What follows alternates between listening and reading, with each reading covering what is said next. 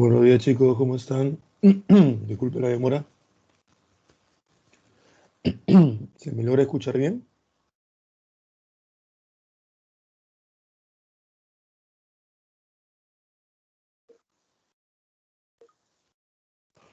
Hola Juan, hola Yadira, hola Daniel, ¿qué tal Dalma? Buenos días.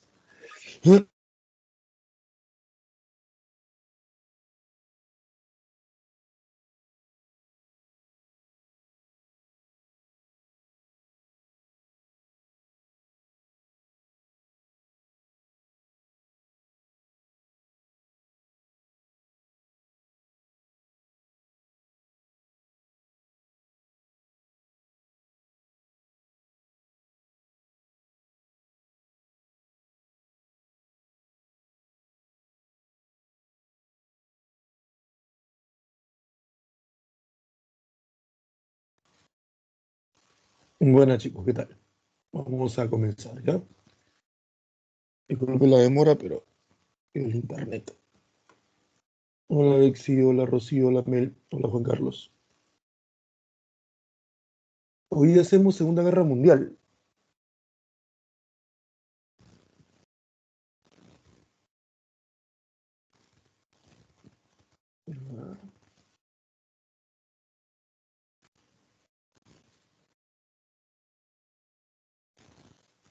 Ahí está.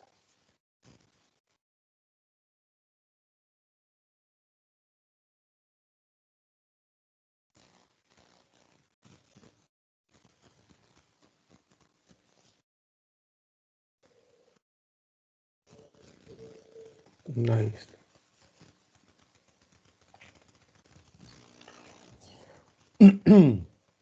Vamos con la Segunda Guerra Mundial, ¿ya? Sin mucho preámbulo por la demora. 6 años de guerra, del 39 al 45, exactamente 6 años y un día. La Segunda Guerra Mundial se inició el 1 de septiembre de 1939 y concluyó el 2 de septiembre de 1945. Se inicia cuando los alemanes invadieron Polonia y concluye cuando los japoneses se rinden ante Estados Unidos, siendo de esta forma Japón el último país en rendirse.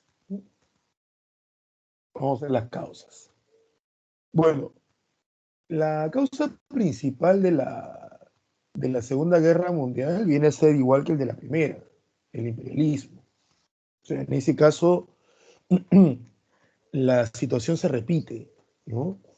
Tenemos unas potencias europeas que luchan por el dominio de mercados. Acuérdense de la Primera Guerra Mundial.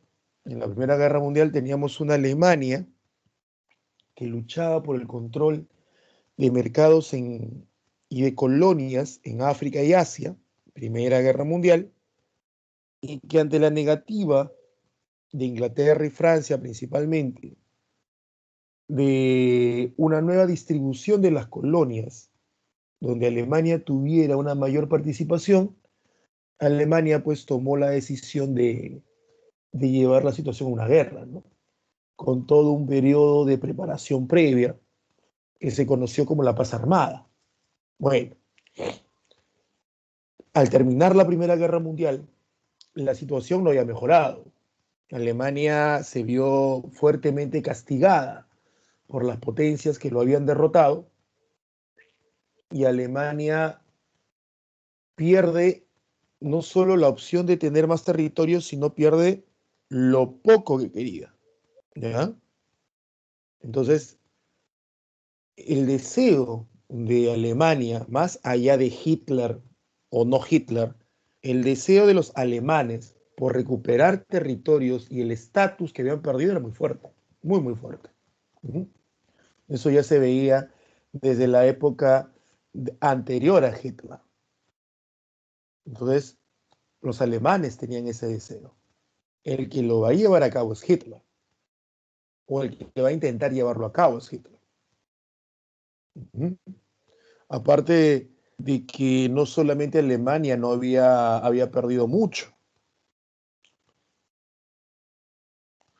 sino que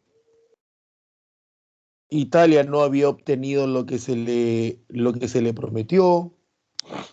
A Japón se le había negado un trato igualitario a las demás potencias europeas, un claro ejemplo de racismo hacia los japoneses, ¿ya? Francia e Inglaterra seguían siendo las grandes potencias del planeta en ese momento, en el plano político y en el plano territorial, porque Estados Unidos ya se había colado, pues, como una potencia económica, pero aún Estados Unidos no era la potencia, era una de las grandes. Había subido a las grandes ligas, había subido a primera división después de la Primera Guerra Mundial, pero todavía no era el país, ¿no? Entonces,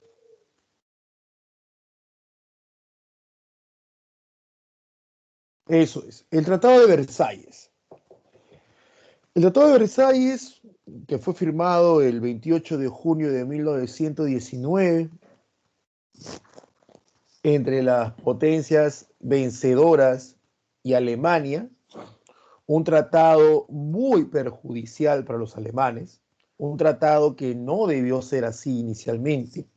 El presidente de Estados Unidos, Woodrow Wilson, no planteó un tratado así al momento que él establece sus famosos documentos con los 14 puntos, pero Francia se impone. Un tratado que lo que buscó, en palabras de los propios gobernantes franceses, era relegar a Alemania a una posición totalmente de subyugación económica y política, convertir a Alemania, en frases de un político francés, en un país de pastores y agricultores nuevamente, ¿no? Una venganza muy fuerte. Venganza que hasta los propios militares franceses no habían aceptado algunos. Fernando Foch, general francés que había llevado a cabo la última gran batalla de la Primera Guerra Mundial, él advertía que si se le hacía firmar eso a los alemanes, solo se estaría firmando un alto al fuego de 20 años, que Alemania volvería, que a un león herido no se le humillaba de esa manera. Pero bueno, los políticos, como hasta hoy podés darte cuenta, no son, pues el hecho de que sean políticos no los coloca pues, a ser los más grandes genios del planeta, ¿no? Y mucho menos no razonan gran cosa. Entonces se dejan llevar por pasiones, parecen adolescentes, vengativos, y ahí tienes la consecuencia, una de las causas de la Segunda Guerra Mundial, el Tratado de Versalles. Quiebra Alemania, la quiebra que sufre Alemania es muy grande después de la Primera Guerra Mundial, y es ahí donde aparecen, surgen pensamientos políticos, ideas políticas radicales, muchas, y entre esas muchas aparece la idea, el pensamiento político de Adolfo Hitler. Es uno de los tantos que aparece en esa época en Alemania. Ya tenemos a los partidos fascistas en el poder del Estado. En este caso nos referimos principalmente a Alemania, con un Benito Mussolini en el poder desde 1922 y a un Adolfo Hitler en Alemania desde 1933. Clase de la semana pasada, ¿no? Acuérdate las características que presentan estos partidos fascistas. Y acuérdate también las esperanzas y anhelos que estos partidos han despertado en una población italiana y alemana. No en todos, no en todos, pero en algunos.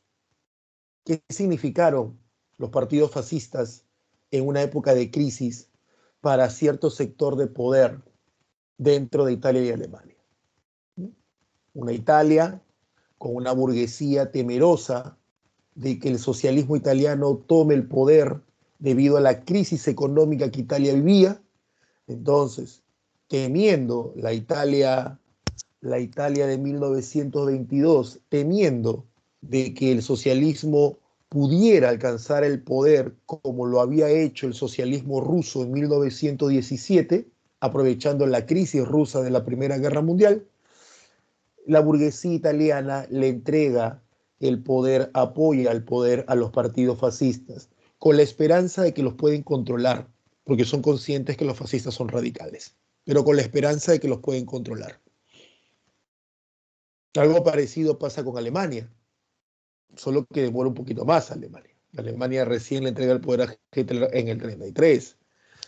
Muchos se han preguntado cómo le entrega el poder a un advenedizo como Hitler, un austriaco que recién logra la nacionalidad alemana en 1932. ¿Cómo le logra dar ese poder a alguien que no pertenecía a los grupos aristocráticos y tradicionales de poder alemán? Porque los alemanes eran muy aristocráticos, muy pegados a la idea de los nobles gobernando la Alemania de esa época, los nobles prusianos, ¿no? ¿Qué hacía un Hitler ahí? Lo mismo, entregarle el poder a un hombre que había demostrado un gran manejo de masas, un hombre que tenía un carisma muy impresionante, un hombre que tenía un control de un sector importante de la población conservadora, pero de los sectores bajos, ¿no? Era seguido por por un cierto sector del ejército.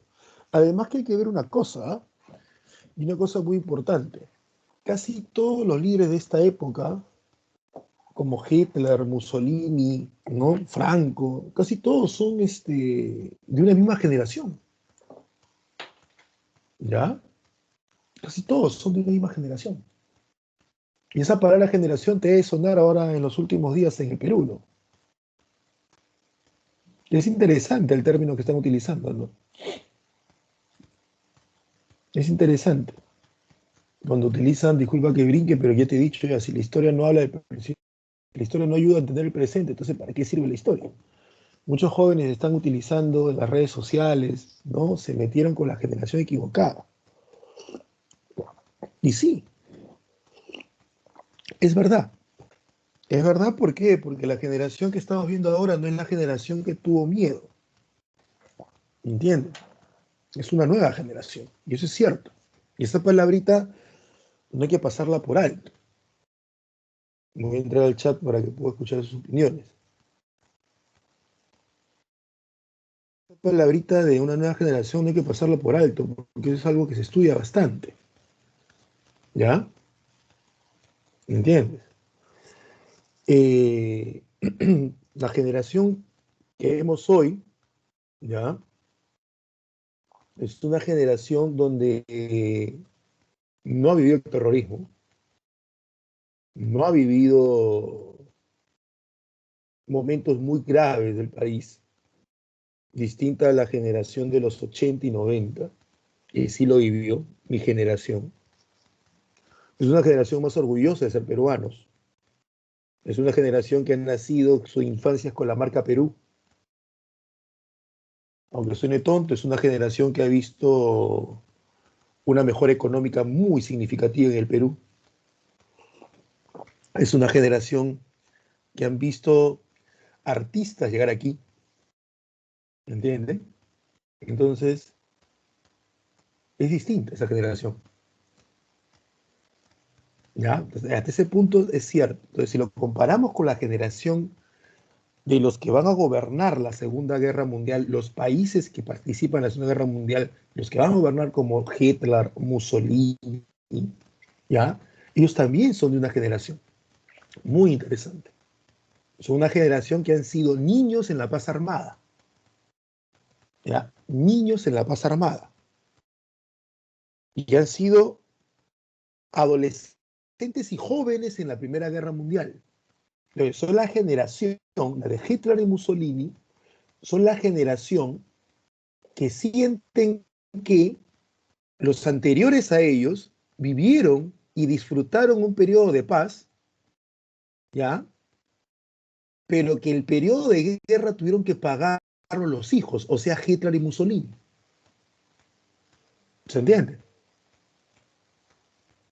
Es algo muy interesante que también sucede en esa época. Y muchos de los líderes nazis son de la misma edad que... Entonces, ese sentimiento que atraviesa toda una sociedad europea y que atraviesa a muchos líderes tanto de Italia como Alemania, es muy interesante tener en cuenta. Son los niños que no disfrutaron la paz armada plenamente, sus padres y abuelos sí lo hicieron, pero que tuvieron que pagar ellos las consecuencias de esa paz armada en una Primera Guerra Mundial. Y no lo hicieron ni sus padres ni sus abuelos. Sienten esta generación, porque una cosa es lo que tú sientes y otra cosa es lo que es. ¿Ya? Esas son dos cosas muy distintas. Una cosa es lo que tú sientes y otra cosa es lo que es. ¿Entiendes? De acá a 20 años, si tú estás en la marcha, tú vas a decir, yo estuve en la marcha, a mí nadie me lo puede contar. Así fue. No, eso se llama memoria, no se llama historia. Memoria es lo que una persona vivió desde su punto de vista y desde su óptica. La historia es una ciencia que analiza todos los elementos y que da, obviamente, no una verdad absoluta, pero una conclusión en base al análisis de todo lo que he estudiado, escuchando todo e investigando todo. No solamente la persona que estuvo en Abancay o que estuvo en la Plaza San Martín y dice, no, a mí nadie me la puede contar, yo lo viví, yo estuve ahí, yo estuve ahí, yo sé cómo fue todo. No, tú sabes cómo fue todo desde tu óptica, desde tu visión y se respeta. A eso se llama memoria. Lo mismo puede pasar con muchos familiares de ustedes que tal vez han vivido, abuelos, en la época del terrorismo, en la costa, sierra y selva.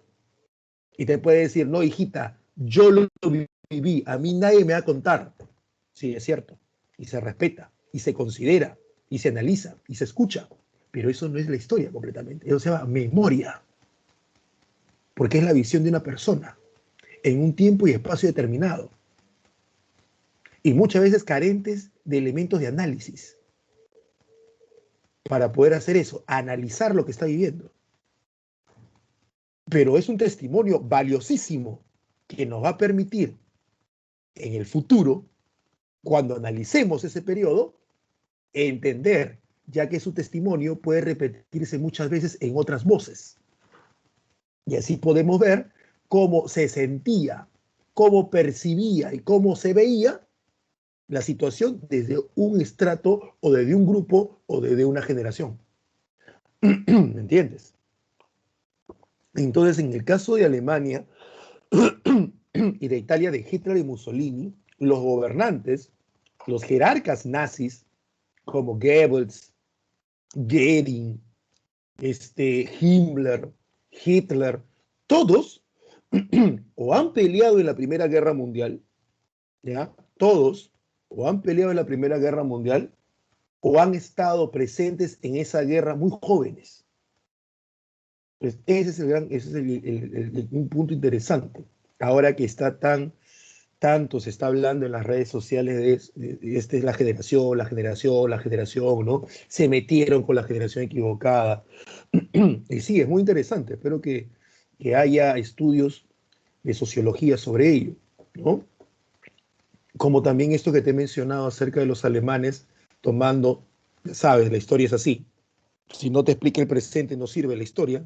Pasado por pasado no es, ¿ya? Como muy poco se ha estudiado esto de las generaciones en los países donde surge el fascismo. Muy poco. ¿Sí? Muy poco se ha estudiado. El que lo menciona es en algunos historiadores españoles. ¿Me entiendes? ¿Ya? Y para cerrar, sí, pues es una generación, para cerrar este comentario con lo que vive el Perú, es una generación distinta, eso es cierto. Es cierto. Es una generación distinta, es una generación que ha salido, una generación que ha logrado, que ha luchado, eso es cierto. Una generación que tiene más sentimientos, tal vez, como generación hacia el Perú positivos de lo que las antiguas generaciones tenían. Pero eso sí, es una generación menos política. Y es una generación menos leída. Eso sí. Tienen toda la fuerza, todo el ánimo de cambiar, se aplaude, pero un número importante de los que están haciendo esto son como alguien que corretea un carro y no sabe qué hacer cuando lo agarre. Porque no tienen claro qué quieren, solo repiten frases. No, no queremos este, no queremos este. ¿Ya qué quieres? No sé, pero sé lo que no quiero. No sé lo que quiero, pero sé lo que no quiero. No quiero esto, ¿no? Parece mi hija cuando me dice, ¿qué querré? ¿Ver televisión? No, no quiero. ¿Jugar con tu rompecabezas? No quiero. ¿Leerte un cuento? No quiero. ¿Pero qué quieres, hija? No lo sé. Adivina tu papá.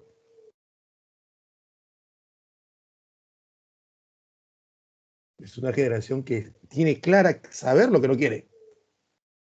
Lo que no tiene claro es que lo que quiere. Es una de la generación de blanco y negro. He escuchado muchos comentarios que dicen, queremos que los gobernantes gobiernen bien y no gobiernen mal, porque estaremos presentes y estaremos vigilantes si gobiernan mal. ¿Ya qué es gobernar mal? Porque en algún momento van a hacer leyes que no nos agraden, porque no todo lo que nos agrada está bien. Y ojo, me reviente este Congreso como a ti. Pero ¿qué es gobernar mal? ¿Ah? ¿Qué se entiende por gobernar mal? Que no gobiernen para el pueblo. ¿Qué es pueblo? Ahí te das cuenta que puedes tener toda la fuerza como generación, pero ahí te das cuenta que tu curso de cívica, filosofía y lógica que muchos no le prestaron atención en el colegio te sirve. En historia del Perú te sirve. Porque también son una generación que solamente preguntaban, profe, ¿para qué estudio esto? Profe, ¿para qué estudio esto? Como si solamente les sirviera por cuestiones de intereses. ¿Yo para qué voy a estudiar historia si yo voy a ser ingeniero? Pero ya estás después luchando y marchando. Y quieres un cambio de constitución, porque te han dicho que está mala constitución, pero ni siquiera saben por qué está mala constitución. Porque si hubieras hecho caso al curso de cívica en el colegio y no solamente a matemática porque ibas a ser ingeniero, sabrías qué debes cambiar y qué no debes cambiar. No solamente yo aplaudo que marchen en las calles. Me parece genial. ¿Quieres un cambio? Estudia. ¿Quieres un cambio? Lee. Para que después no tengamos que tomar las medidas radicales de tener que hacer en las calles. Es así de simple. Dejen de estar pensando que los cursos que te ponen en el colegio solamente son cursos para rellenar y darle chamba a los profesores. Son cursos porque necesitas y te sirve. Y no estés pensando nada más de manera económica qué necesito estudiar y cuántos puntos necesito para poder dar un examen de admisión y qué carrera voy a tener. Para que después de la universidad no estés saliendo a marchar y no estés perdiendo amigos. ¿Me entiendes? Eso se evita. Es así de simple. Entonces, generación. Admiro tu generación. ¿Ya? Entonces, vamos un ratito más. Sigamos. Dame un segundo, ¿ya? Voy a poner el PPT, un segundo.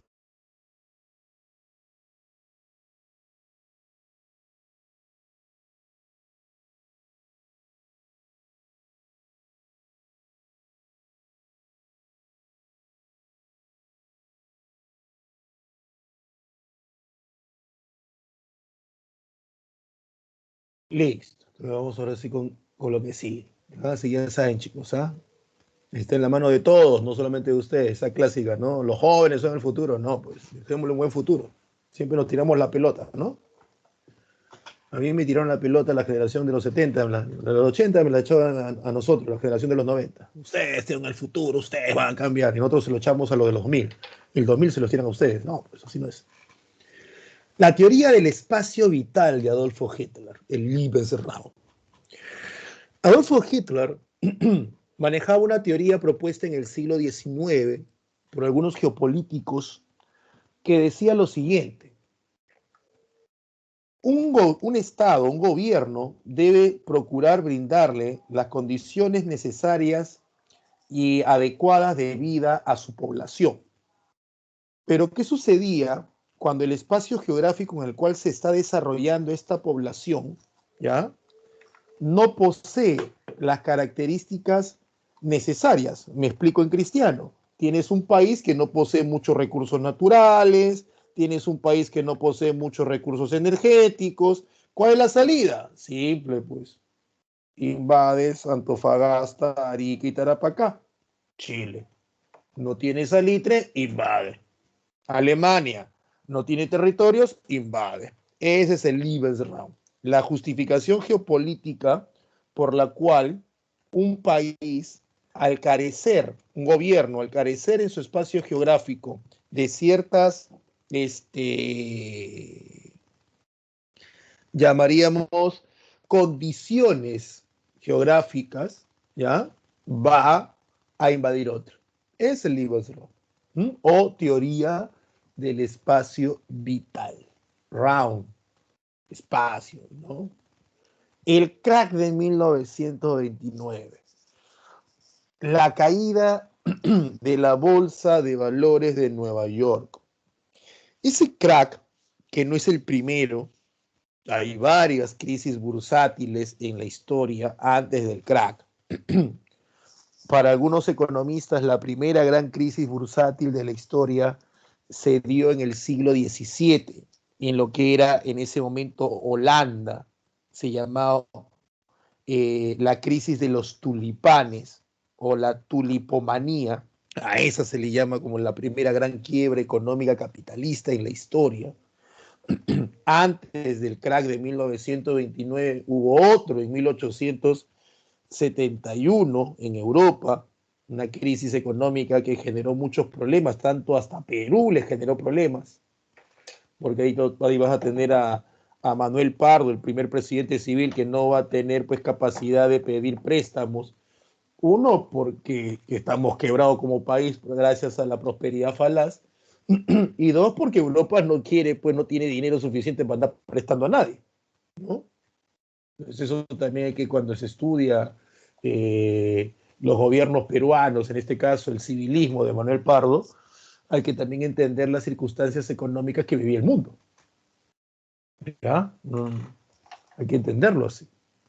Entonces, el crack del 29 es importante porque es el primero y más grande, es el primero de los más grandes que va a vivir en la historia humana. ¿En qué consistió? Bueno, aquí la culpa lo tiene Estados Unidos. Estados Unidos, una vez que termina la Primera Guerra Mundial, ¿ya? El presidente Woodrow Wilson terminó su mandato. Él era demócrata, ahora ya tú ya sabes que es un demócrata y un republicano, con esto de las elecciones de Biden y de Donald Trump. Él era demócrata, él estuvo mucho tiempo en cama, producto de la gripe española, que fue esa pandemia que atacó Europa principalmente después de la Primera Guerra Mundial, y que cobró más de 20 millones de muertos, más muertos que la Primera Guerra Mundial en sí. Cuando él sale del poder, los que ingresan son los republicanos. Según algunos historiadores, uno más torpe que el otro. Personas ignorantes, ¿no? Que ingresan al poder. Pero bueno, eso es algo anecdótico. Lo importante es que la política de Estados Unidos en la década del 20, de 1919 a 1929, los gloriosos años 20, los dorados años 20, como se les llama en la historia estadounidense, Estados Unidos, que se convierte en la nueva potencia económica del mundo, todos le deben dinero a Estados Unidos, todos, incluyendo Rusia, le debe dinero a Estados Unidos. Lo que hace Estados Unidos es desentenderse de Europa. Eso es lo que hace Estados Unidos, se despreocupa de Europa. Y Estados Unidos aplica una política imperialista económica con América Latina. Ya desde hace un siglo, el presidente de Estados Unidos, James Monroe, había soltado su famosa doctrina Monroe, que decía: América es para los americanos. En esa doctrina Monroe, voy a pasar al chat a ver si tiene alguna pregunta, en esa doctrina Monroe de América es para los americanos, él lo suelta, el presidente James Monroe lo suelta en el sentido de decir que iban a defender a cualquier país latinoamericano de cualquier intento de evitar su independencia. Estábamos en pleno proceso emancipatorio y el presidente de Estados Unidos dijo: no, cualquier país, cualquier gobierno de mis hermanos países del sur es libre de elegir mantenerse o no independiente. Y aquel país europeo que quiere evitar eso se meterá con nosotros porque América es para los americanos, ¿no? Esa fue la frase de James Monroe, muy aplaudida, ¿no? Bravo, nos está apoyando Estados Unidos. Eso es lo que dijo. ¿Qué es lo que quiso decir realmente? Lo que quiso decir realmente es, no se metan con esto, que esto va a ser mío.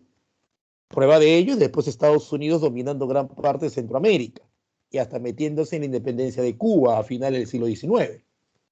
¿Ya? Entonces tenía los ojos puestos en Sudamérica también. El problema es que Sudamérica no la puedes invadir, es muy grande.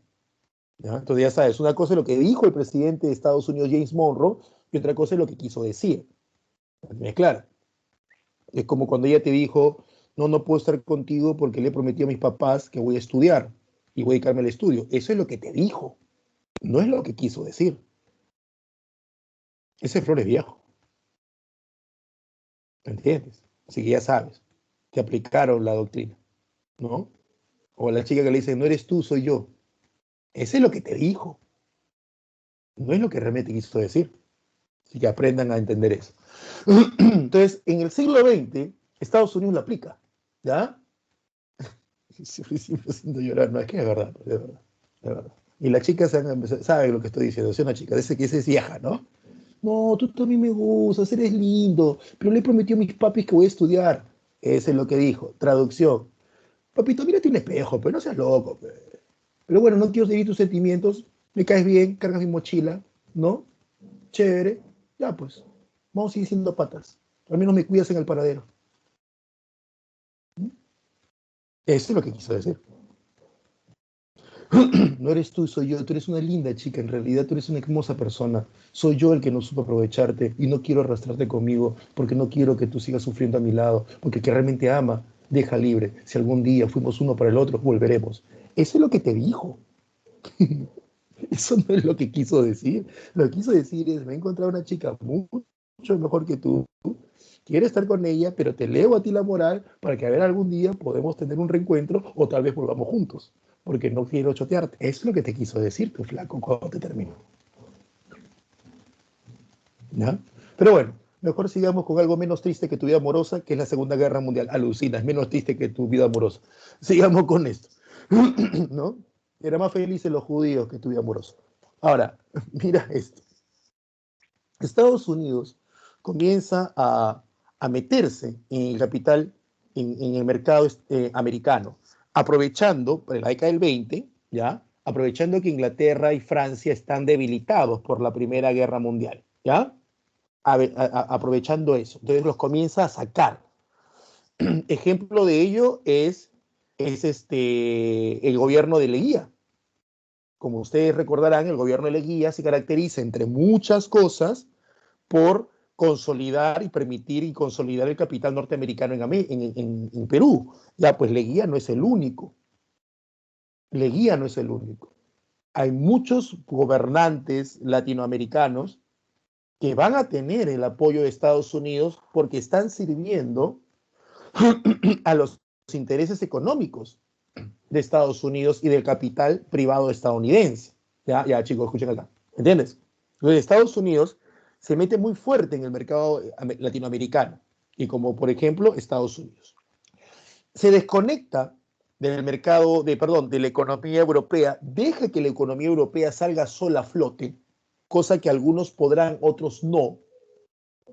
Ejemplo, Inglaterra puede, porque es de los países ganadores, pero Inglaterra puede. Sí, sí estoy grabando.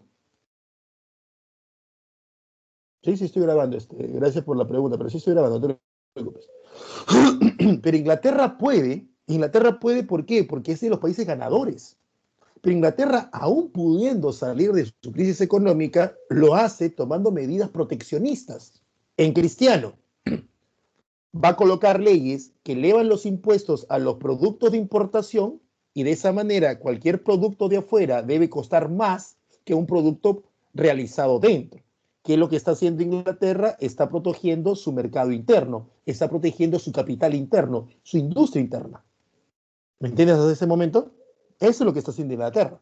Está protegiendo eso.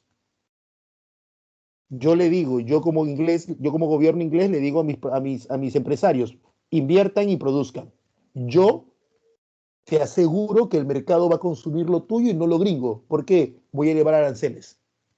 Entonces, esa es una de las medidas que va a tomar Inglaterra y Francia, países ganadores de la Primera Guerra Mundial. Pero ¿qué pasa con los países perdedores o los países débiles, como el caso de Alemania, país perdedor, o el caso de Italia, un país débil? A ellos no les basta tomar medidas proteccionistas. Ellos lo que van a hacer es abrazar el fascismo. Entonces, cuando termina la Segunda Guerra Mundial, permíteme que haga estos brincos, cuando termina la Segunda Guerra Mundial, muchos economistas le dicen a Estados Unidos, oye, ahora sí ponte las pilas, ¿eh? Porque si vas a seguir haciendo la tontería de que ganas la guerra, pero que no metes tus manos económicamente hablando en Europa, va a haber un segundo crack.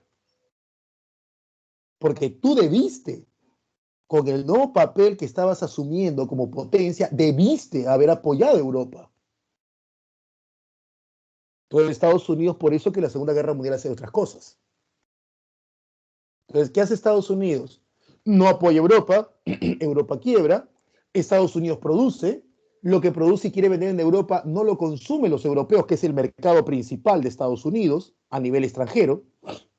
Estados Unidos, los productos que trató de vender en Europa y que no colocó, los coloca en su mercado interno, saturando y sobreendeudando su mercado interno. ¿Me entiendes?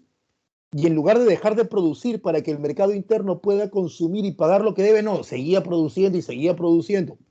Brutalidad económica, el dinero te vuelve así. Y al final Estados Unidos quiebra su mercado porque lo sobreendeuda. En ese proceso de que comenzó a sobreendeudarlo hasta el crack, lo que hacen empresas medianas y pequeñas es, al vender mucho, pero vender sobre deuda y no tener capital para poder seguir reinvirtiendo y seguir produciendo, comienzan a vender bonos, o sea, acciones.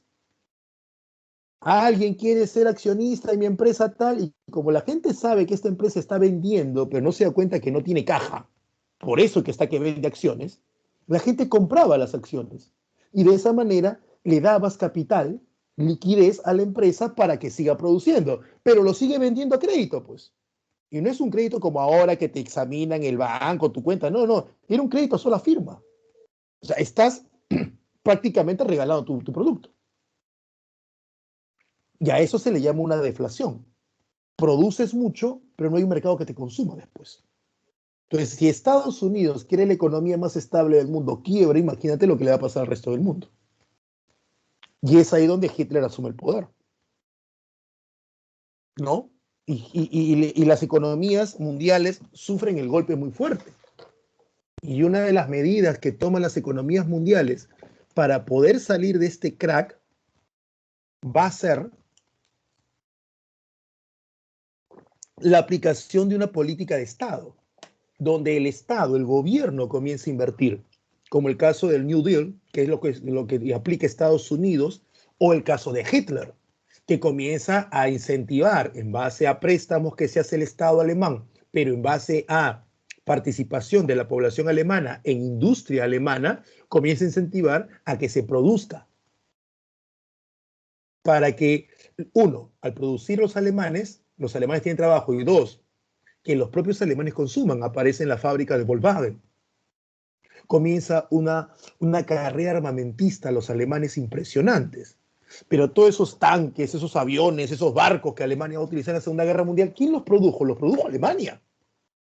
¿Cómo los produjo? Con una fortísima inversión alemana, del Estado alemán, pero contratando mano de obra alemana y pagándoles y por lo tanto dándoles capacidad de consumo a los alemanes.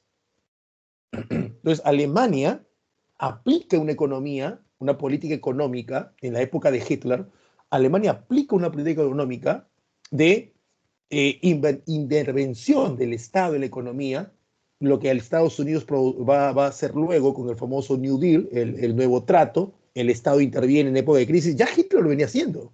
Ojo, Hitler fue un genocidio, un asesino, pero el tipo tuvo ideas ahí, algunas muy acertadas, que hasta el día de hoy se mantienen. Así que, chicos, en política y en la vida no hay que bueno o malo, ¿eh? Si hay algo que el más grande genocida de la historia hizo y me sirve, lo voy a utilizar, así él se siga pudriendo en el infierno. No tengo ningún problema. ¿Me entiendes? Entonces, eso también llevó a Hitler a la Segunda Guerra Mundial, pues, porque si vas a estar produce y produce armas, en algún momento tienes que utilizarlas. No te queda otra. Bueno, el antecedente es la Guerra Civil Española, ¿no? El antecedente de la primera había sido la paz armada, esta es la Guerra Civil Española, donde tanto Italia como Alemania van a poner en práctica sus armas, obviamente, desgraciadamente, masacrando a la población española, ¿ya? Pero van a poner en práctica sus armas. En el caso italiano, su fuerza naval, que es muy importante, y en el caso alemán, su fuerza aérea, la Luftwaffe. Dato curioso, Alemania no debía tener fuerza aérea, pero sí la tiene y hace alarde de ella en esos 3 años de guerra.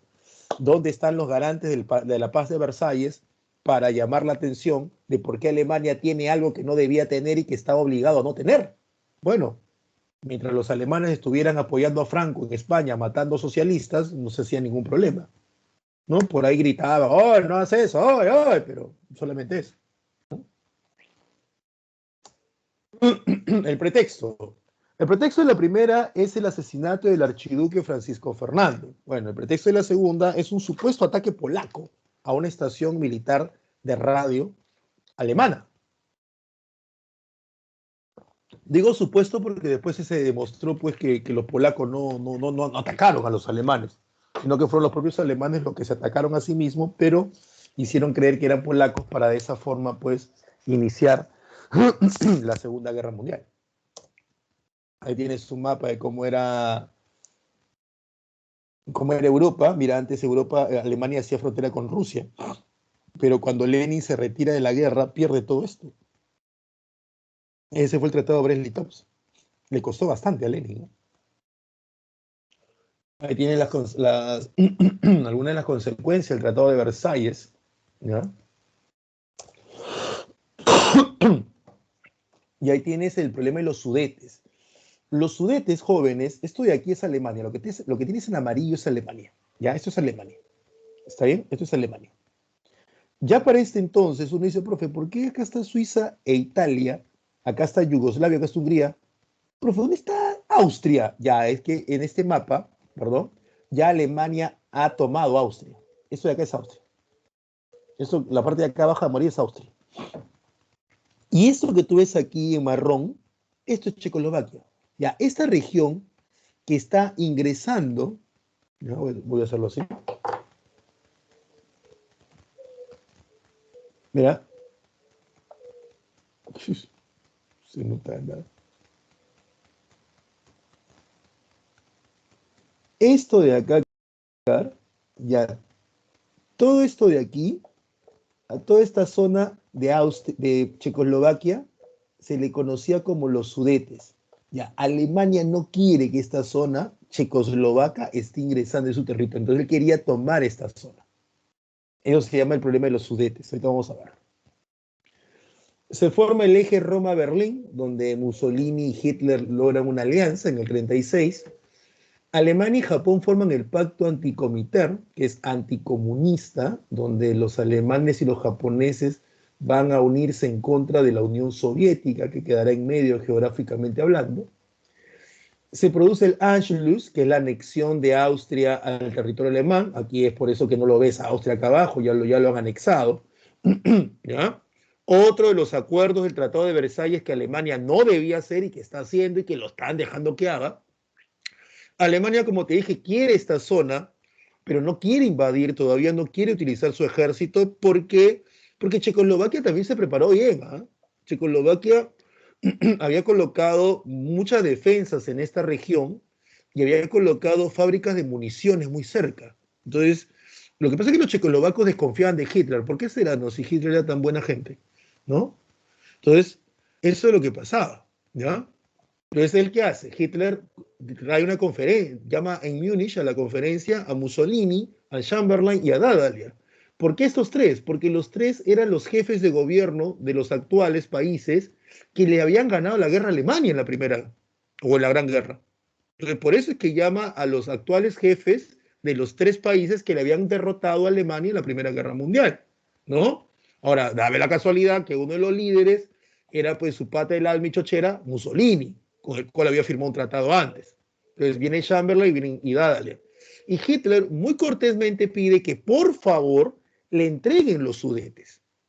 Le doy un favor.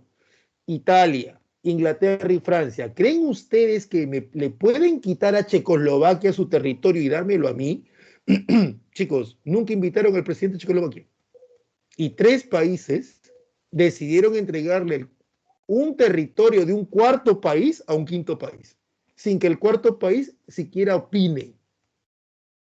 De Mussolini se entiende, era amigo de Hitler, su pata, su pinky. Pero de Inglaterra y Francia, es que ambos manejaron algo que se conoce como la política de apaciguamiento. Es decir, querían tener contento a Hitler para que él no inicie una segunda guerra mundial. A eso le llaman la política de apaciguamiento. No quieren que Hitler inicie una segunda guerra mundial. ¿Ya? Así como tú no quieres que la tóxica, tu flaca, esté gritando y por eso le entregas tu celular, le das por tu lado, igualito. Ese es tu Hitler. Y tú, no, eso no se llama amor, se llama política de apaciguamiento. Ese se llama, ya, déjalo, ya. Déjalo que invada Checoslovaquia, ya, dale, con tal de que no moleste, dale. Ya, con tal de que no estoy diciendo ya que mate socialistas en España, déjalo. Con tal que no haga una segunda guerra mundial.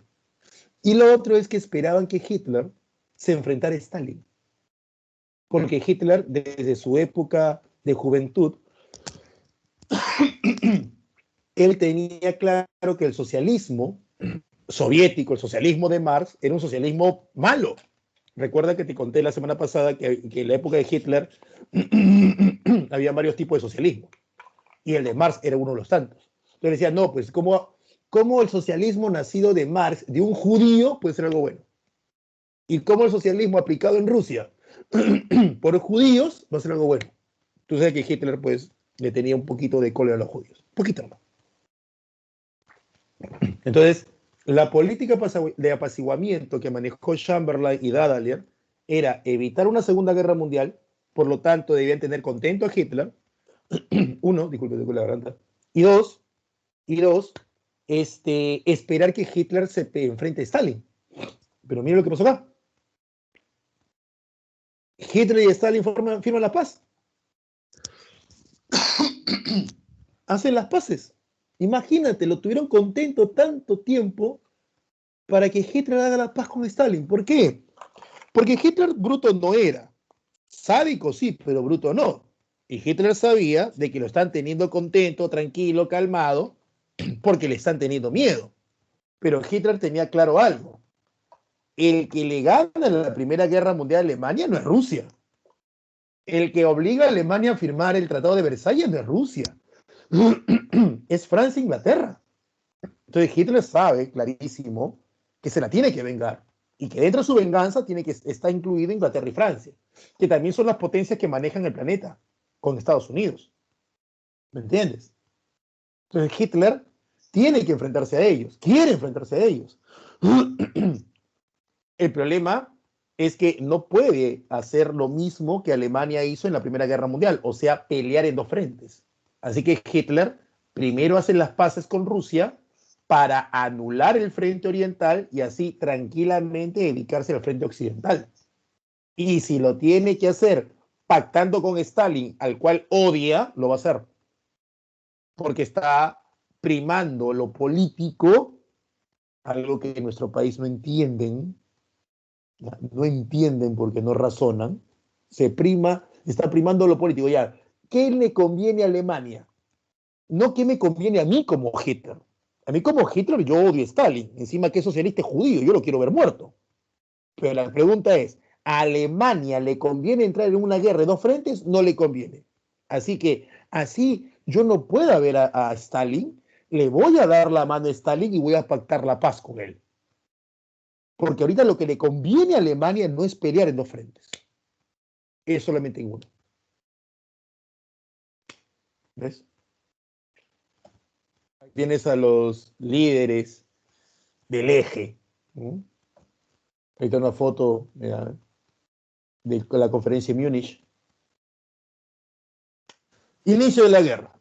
Alemania invade Polonia. El 1 ya todo estaba planeado. Ya se dice que Alemania y la Unión Soviética la habían conversado en la firma del tratado Ribbentrop-Molotov, que son los nombres de los diplomáticos que firmaron el tratado, ya estaba conversado ya.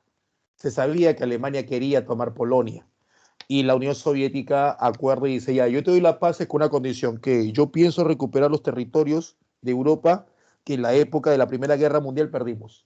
O sea, yo quiero recuperar todo lo que es Finlandia, quiero recuperar Letonia, Estonia, Lituania, ¿no? Quiero recuperar todo eso. Y parte de eso quiero recuperar Polonia también.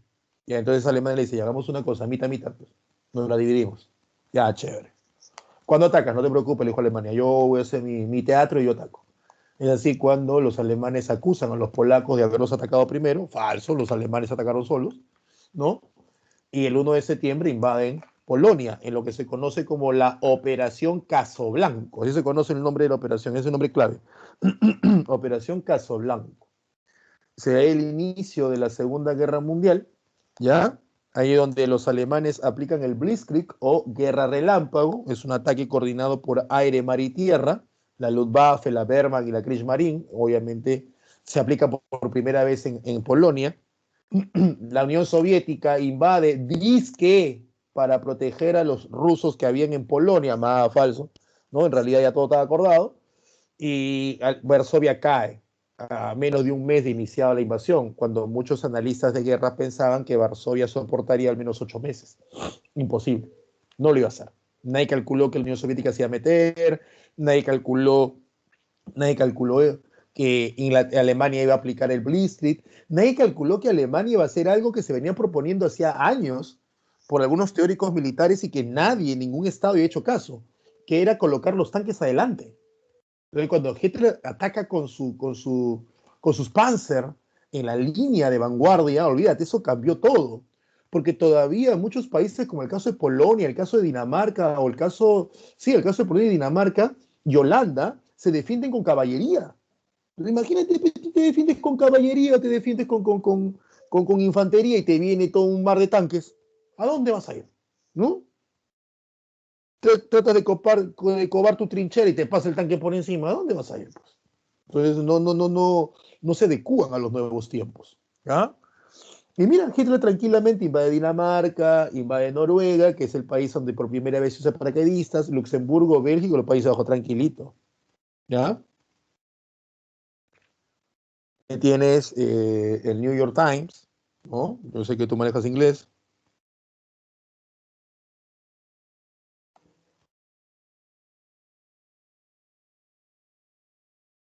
Traducción. El ejército alemán ataca Polonia, ciudades bombardeadas, puertos bloqueados, Danzig. Danzig, por si acaso, no es baile, ¿eh? Danzig era esta región. Esta es Alemania. Esta es Alemania y esta es Polonia. Tú sabes que Polonia partía en dos Alemania.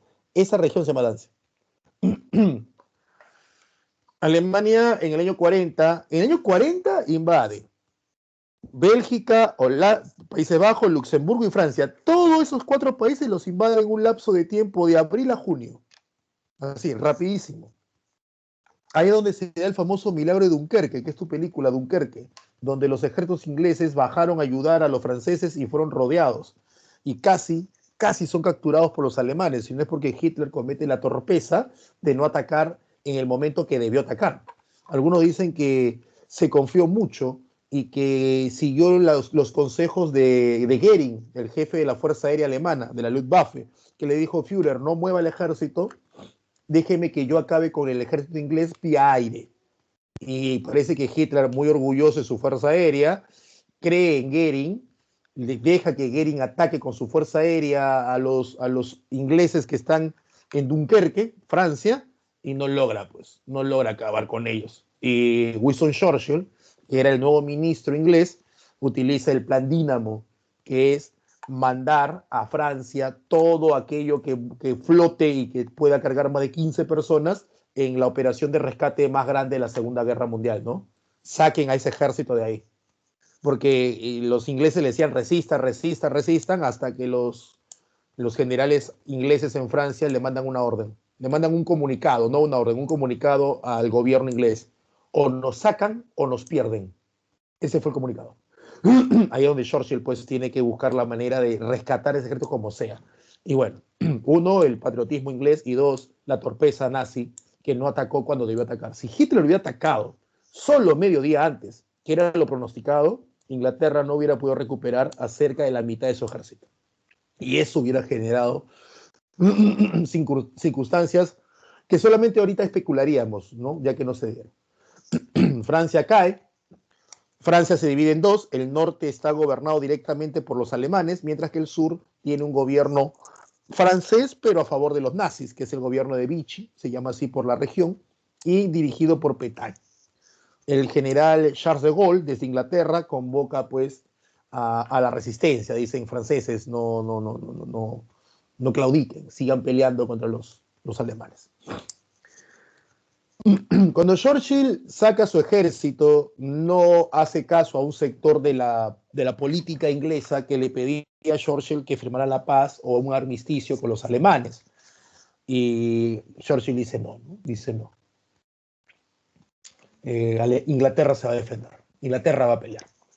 ¿No? Él dice, nos defenderemos por aire, mar y tierra, pero ganaremos, ¿no? Aunque la victoria nos cueste sangre, sufrimiento, dolor y lágrimas.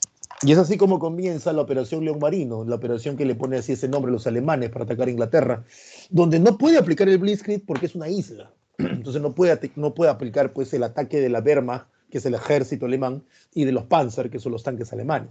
Entonces comienza un enfrentamiento vía aire, donde la Luftwaffe alemana, que es la Fuerza Aérea Alemana, se enfrenta a la RAF, a la Royal Air Force de los británicos. Y al final la RAF logra vencer. ¿No? Es el primer traspié de Hitler. Logra vencer porque tiene muy buenos aviones, de menor calidad que el de los alemanes, pero tiene una ventaja, buenos pilotos y están jugando de local. ¿Cómo es eso? Claro, los alemanes salen de los aeropuertos franceses. Entonces, estos aviones, tú tienes que estarte preocupando, como hasta el día de hoy, pero más en esta época, del combustible. ¿Está claro? Entonces, si tú eres un piloto alemán, tú debes calcular cuánto combustible te queda partiendo del aeropuerto francés, llegando a espacio aéreo inglés, atacando en el espacio aéreo inglés, y luego el combustible que debe quedarte de regreso. En cambio, el inglés no. El inglés tiene mayor autonomía de vuelo si lo comparas con el alemán, ya que el inglés está partiendo del aeropuerto inglés. Ahí está la diferencia. Te permite atacar más tiempo y defenderte más tiempo. Y también una ventaja es que Inglaterra tuvo, pues, aparte de buenos pilotos, aparte de esta autonomía de vuelo, tuvo radar, ¿no? Algo que Alemania no tenía en ese momento.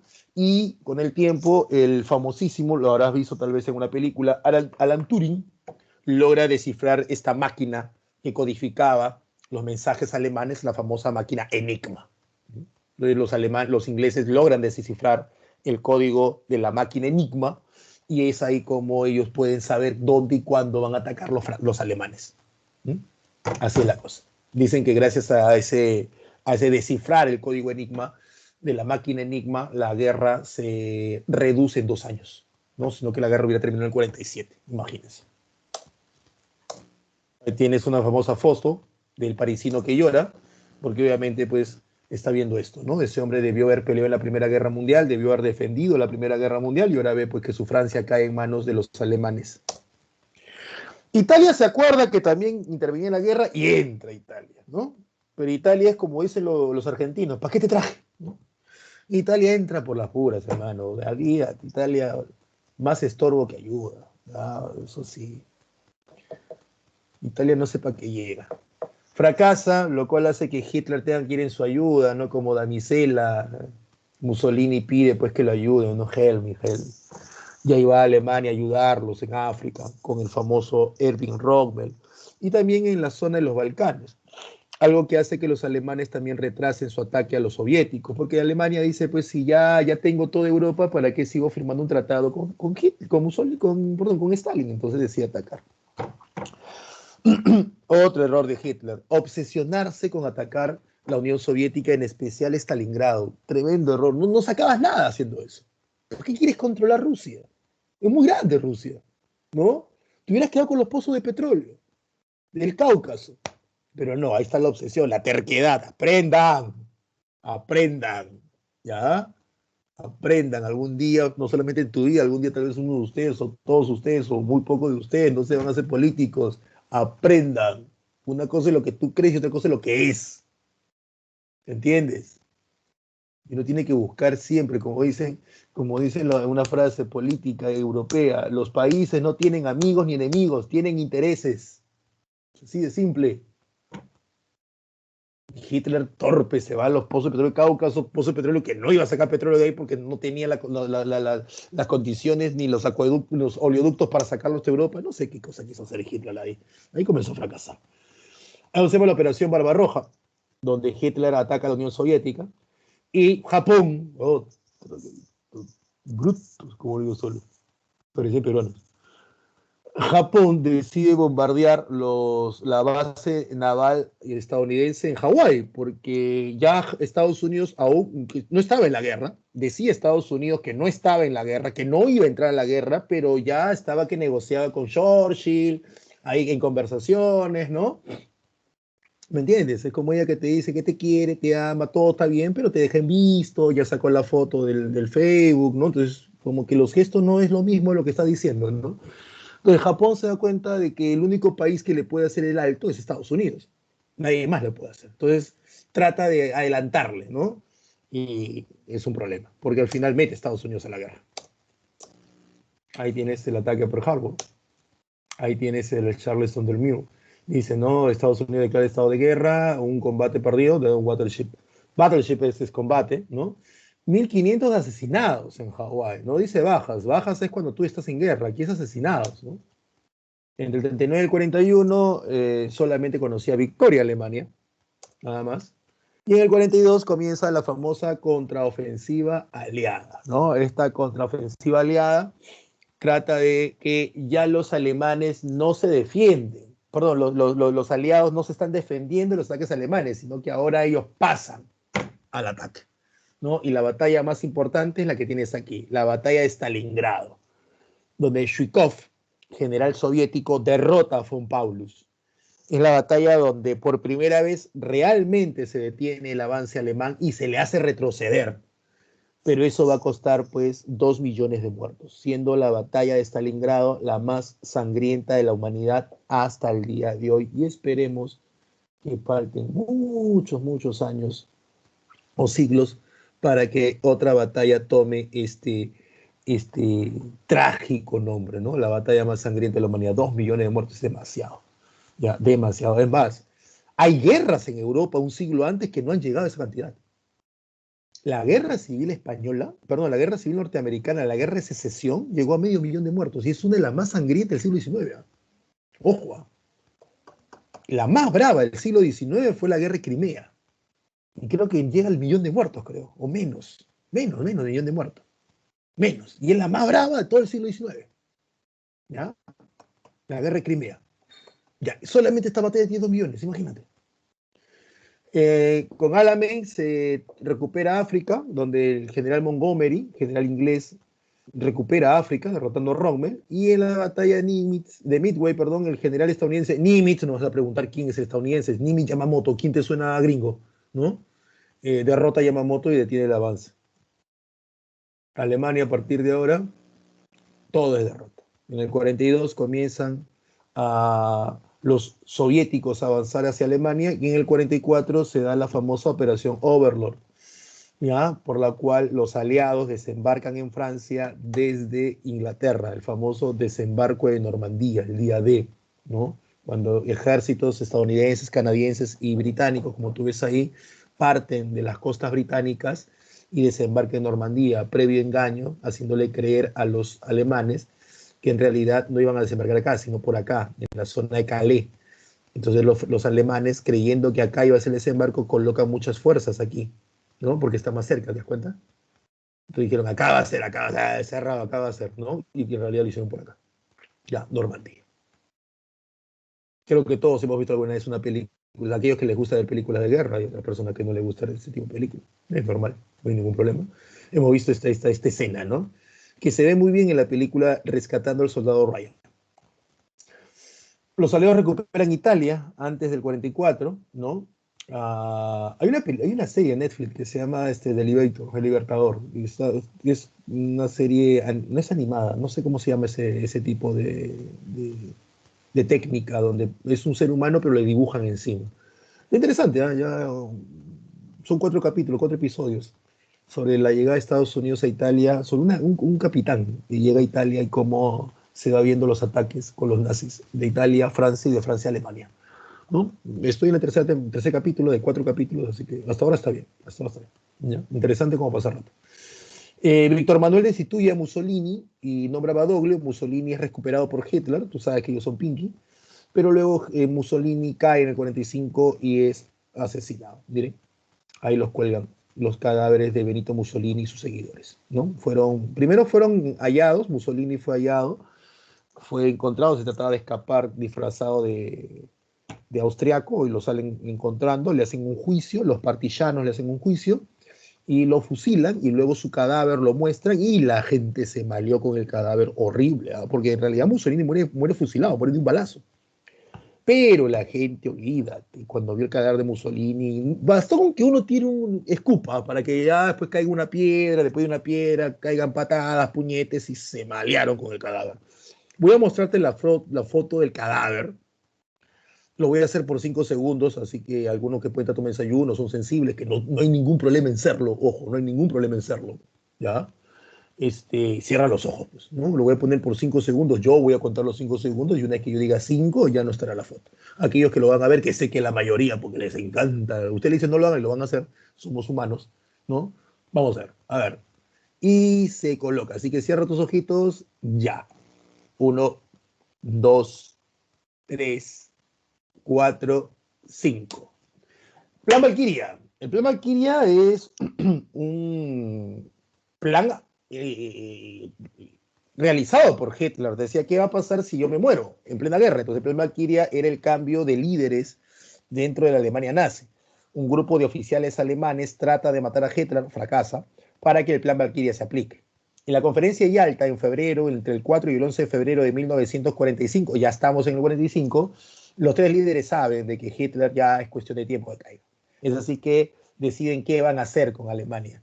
Y dicen que la van a partir en 4, cosa que a nuestro querido amigo Stalin no le agrada, porque ya saben que los aliados de él, o sea, Estados Unidos e Inglaterra, fueron aliados y amiguitos mientras Hitler existía, porque le tenía miedo a Hitler. Pero una vez que Hitler ya está cayendo, entonces ya nuevamente las enemistades comienzan a surgir, ¿no? Hitler se suicida el 30 de abril de 1945, sí, se suicidó, no se fue a Argentina, se suicidó. Eso de Argentina fue una invención de los soviéticos para dejar mal a los estadounidenses. Dice a la conferencia de Potsdam, ya con una Alemania rendida en mayo, donde se comunica la existencia de la bomba atómica, ¿no? Tiene la bomba atómica, de la cual hablaremos la próxima semana cuando hagamos Guerra Fría, ¿no? El 6 y el 9 de agosto, ¿ya? Y tienes a los japoneses rindiéndose en el acorazado Missouri el 2 de septiembre de 1945. A ver qué preguntas han hecho para pasar a tus claves y luego tú pasas a tu examen.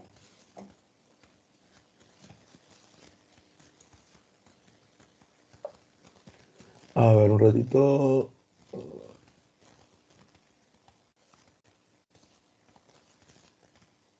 ¿Qué cosa? ¿Qué quieren ver? A ver. A ver. China, Odilon, China en ese momento está invadido por los japoneses. ¿Ya?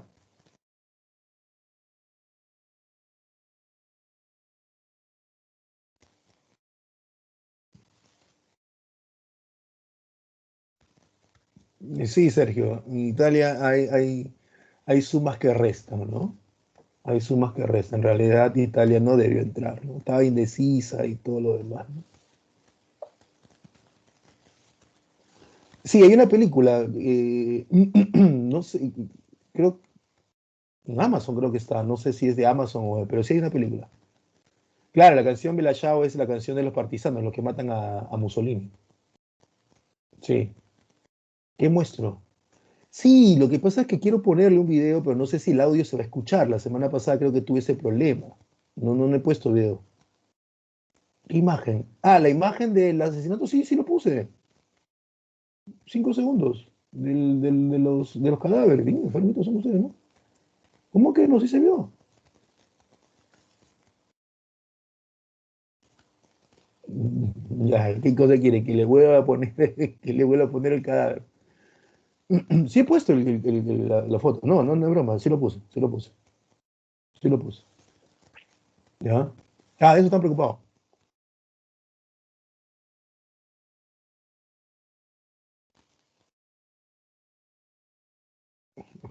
A ver, ¿qué más? Sí, sí. Película de la Segunda Guerra Mundial. Buenas. Dunkerque es buena. Yo recomiendo Las Horas Más Oscuras sobre ese el ingreso de, Estado, de Inglaterra a la guerra. Muy buena.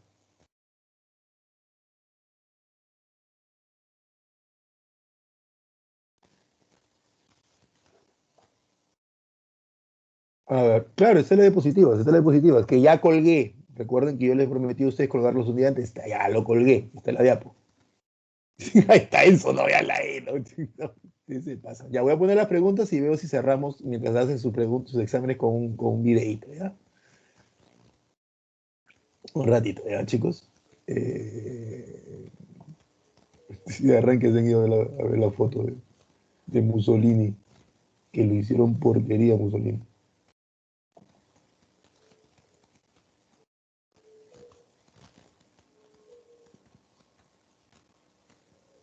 A ver, doy las claves y te pongo un video, ¿ya? ¿Está bien? Sí, se malearon. Dicen algunos que cuando Hitler ve la fotografía de cómo dejaron el cadáver de Mussolini, es por eso que él pide que su cadáver sea incinerado. Él no quiere que le hagan lo mismo. Él no quiere caer como trofeo de guerra, ¿no? Él dice, pues si a Mussolini le han hecho esto, a mí me van a hacer hasta necrofilia, me van a hacer a mí. A ver, no participe en la conferencia de Múnich, que es la conferencia por la cual dividen y entregan parte de Checoslovaquia a Alemania. Estados Unidos no participa, porque Estados Unidos, pues, solamente participaron países europeos. Primer país en ser invadido por Alemania, Polonia, pues. Polonia. A ver, ahora sí, ¿no? Polonia es el primer país en ser invadido por los alemanes. Alemania fue frenado en el frente oriental con la batalla de Stalingrado. ¿Ya? Stalingrado lo detiene. Los Sudetes fueron arrebatados los Sudetes, no te olvides, es lo que se pide en la conferencia de Múnich, es arrebatado a Checoslovaquia. Polonia fue dividida entre Alemania y la Unión Soviética, o Rusia, ¿no? La dividen al inicio de la guerra. Ese fue el acuerdo. La operación Casoblanco se relaciona con Polonia. Fue la operación que inicia la Segunda Guerra Mundial. El Blitzkrieg se relaciona el ataque relámpago. Es Alemania, es una técnica de ataque. La operación Casablanca, uy, volví a repetir la pregunta. Polonia, Polonia, Polonia. A ver, Alemania. Organiza el Frente Oriental Antialemán. El que lo organiza es la Unión Soviética. Él organiza. Él organiza el Frente Antialemán. ¿Ya? Él organiza. No se olviden eso. Luego dice, Inglaterra, primero en usar bomba atómica. Estados Unidos, pues esos hijos de Dios, ¿no? ¿Dónde está Estados Unidos acá? Japón, Estados Unidos. Ahí está, ¿no? USA, ellos son los primeros en usar bomba atómica. Entonces, no puedo poner número acá. Este sería 6, este sería 3. Forma gobierno pro-nazi, Francia. ¿Dónde está Francia? Este sería 4. 6, 3, 4. Ataca la base de Pearl Harbor, Japón. 6, 3, 4, 5. Su ataque por Alemania, 6, 3, 4, 5, 1. Pues ya tenemos 6, 3, 4, 5, 1, 6, 3, 4, 5, 1. Acá está la clave. Y por último dice, culminada la Segunda Guerra Mundial, diversos líderes nazis sí que habían sido capturados y algunos otros subalternos fueron sometidos a un proceso judicial denominado son los juicios de Nuremberg, donde se llevan a los nazis a juicios. Cuidado, cuidado. No confundir los juicios de Nuremberg, ¿ya? Los juicios de Nuremberg con las leyes de Nuremberg. ¿Ya? Ojo, ¿ah? No confundir los juicios de Nuremberg con las leyes de Nuremberg. La ley de Nuremberg es por la cual los nazis le quitan derechos civiles a los judíos. Esas son las leyes de Nuremberg. Los juicios de Nuremberg es, terminada la Segunda Guerra Mundial, los juicios que se realizaron contra los alemanes nazis. ¿Ya? Bueno, preguntas, dudas, están, ustedes ya pueden entrar a sus, ¿cómo se llama? A sus prácticas. Voy a ver si les pongo algo, ¿ya? ¿Cuál es triste? Ah, Salud por Hombre. Es buena la película, ¿eh? Es buena la película. Interesante.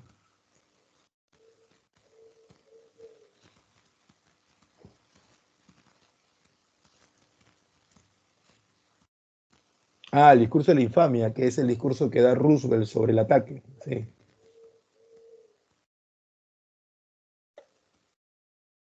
Los juicios de Nuremberg y Noche. A ver, voy a ver si les pongo algo aquí, ¿ah? Vamos a ver si sale algo.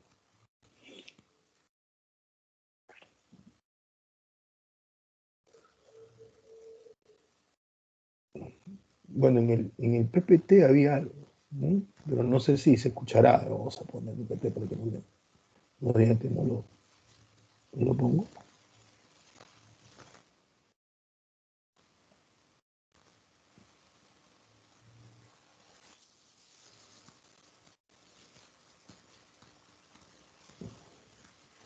Bueno,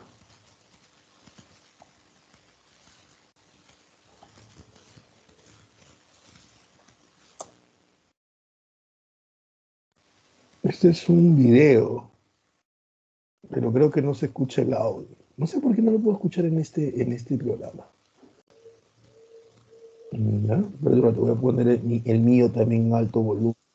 A ver si tendrá que ver eso algo. No sé. ¿Ya?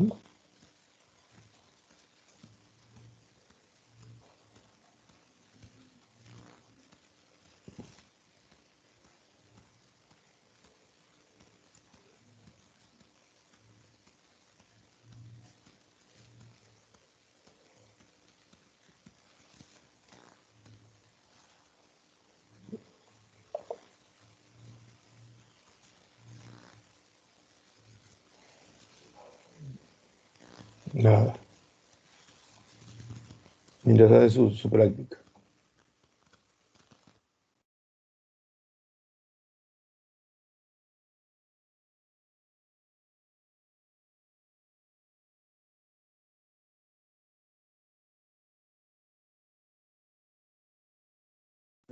¿Algo? ¿Lográs escuchar algo? ¿Se logra escuchar algo? No, no, sí. No, pues digo, estoy compartiendo, voy a compartir pantalla. ¿Se logra escuchar algo? ¿Algo de sonido? Es el problema, no sé cómo se hace esto. Ya, voy a compartir la pantalla, ¿ya? Me dice si lo logran escuchar, ¿ya?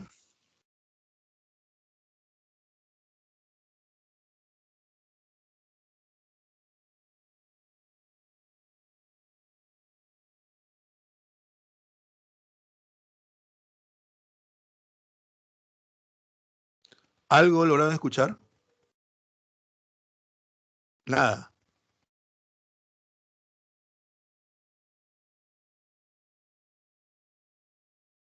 ¿Por YouTube se puede escuchar? A ver, vamos a ver si por YouTube se puede escuchar. Si no, termine.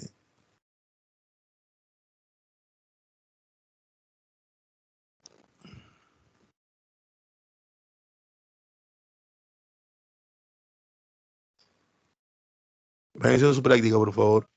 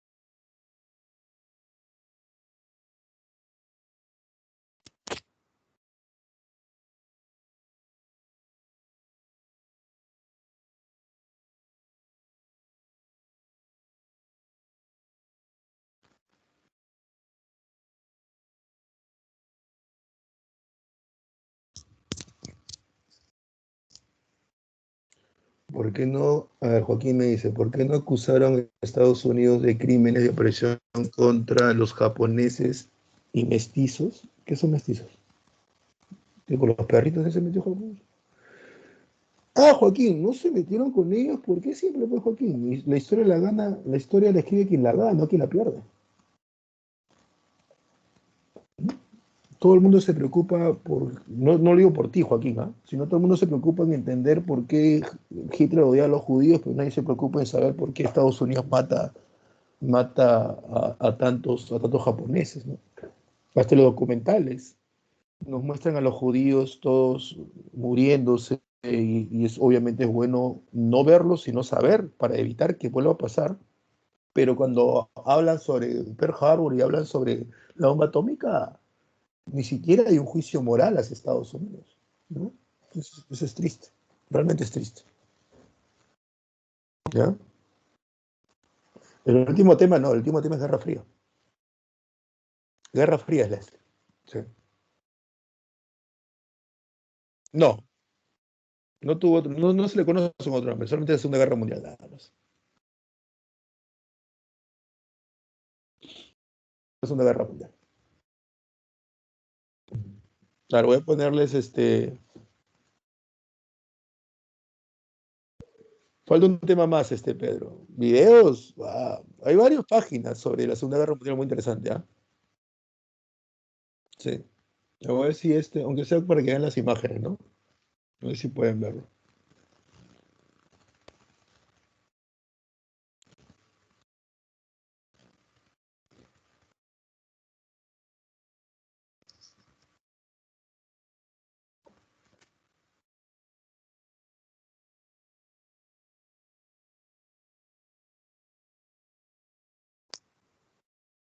Bueno, si no escuchan el sonido de este video, de fondo hay una canción que es muy buena, que yo la recomiendo que la busquen, ¿ya?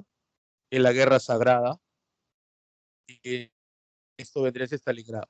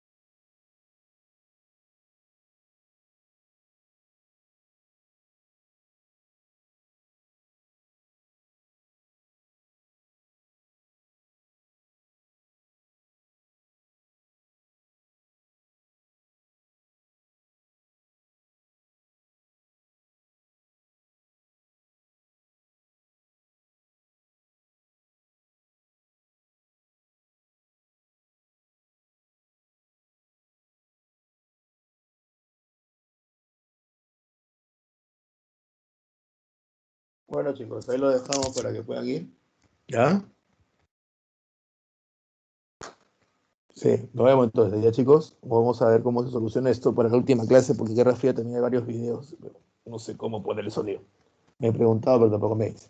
Nos vemos la próxima semana, chicos. Espero que hayan entendido la clase y hayan aprendido bastante. ¿Ya? Cuídense bastante, por favor. ¿Ya? Vamos a ver qué nos depara nuestro querido Perú, que lo de algo sí es seguro. Nunca nos aburrimos en este país. Cuídense bastante, chicos. Hasta la próxima semana con Guerra Fría. Chau.